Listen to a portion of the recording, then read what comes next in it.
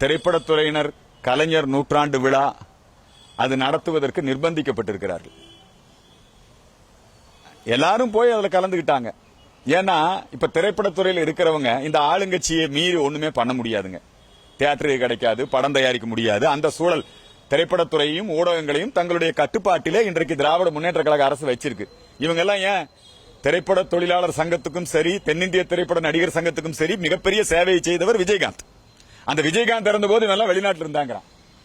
இப்ப ஏன்னா இதுக்கு மட்டும் கலைஞர் நூற்றாண்டு விழாக்கு மட்டும் எல்லாரும் வந்துட்டாங்க.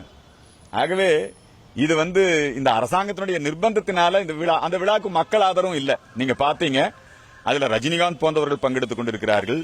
மிகப்பெரிய விஜய், மக்கள் வசீகரம் அது பெற்ற எல்லா நடிகர்களும் பங்கெடுத்திருக்கிறாங்க. ஆனாலும் கூட அங்கே மக்கள் கூட்டம் கூடவில்லை. கலைஞர் நூற்றாண்டு விழாக்கு அவ்வளவுதான் மதிப்பு, அவ்வளவுதான் மரியாதை. விஜயகாந்தோட இறப்புக்கு எவ்வளவு கூட்டம், இன்னைக்கு அவருடைய அந்த நினைவிடத்துக்கு எவ்வளவு பேர் போறாங்க வர்றாங்க. ஆகவே இவர்கள் வேண்டுமென்றே திராவிட கொள்கைகளை திணிக்கிறார்கள்.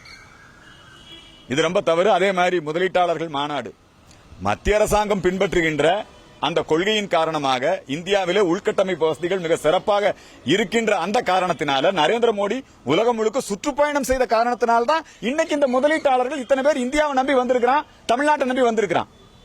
ஆனா இந்த தமிழ்நாடு அரசு என்ன லட்சணத்தில் இங்க வச்சிருக்குது? கடந்த காலத்துல நீங்க முதலீட்டாளர்கள் மாநாடு நடத்தி சிட்கோ அதெல்லாம் துவக்கினீங்களே, அங்கெல்லாம் என்ன தொழில்கள் துவங்கி இருக்குது?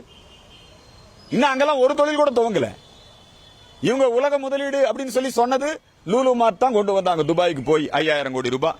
அது லூலு மார்க்கெட் யார் வேணா ஆரம்பிப்பாங்க. இவங்க அமைத்திருக்கக்கூடிய தொழில் வணிக வளாகங்கள்ல சென்னை புயல் மழையின் பொழுது அங்க அந்த சிட்கோக்குள்ள அங்க பூரா மழை தண்ணீர் எந்திரங்கள் எல்லாம் நாசமாகி அவங்க இருக்கிறவங்க எல்லாருமே முதலமைச்சர் இங்க பார்க்கல, அமைச்சர்கள் பார்க்கல, எங்களுக்கு கோடிக்கணக்கான ரூபாய் எந்திரங்கள் நஷ்டமாச்சு. இந்த மாதிரி உட்கட்டமைப்பு வச்சிருந்தா எப்படி வருவாங்க?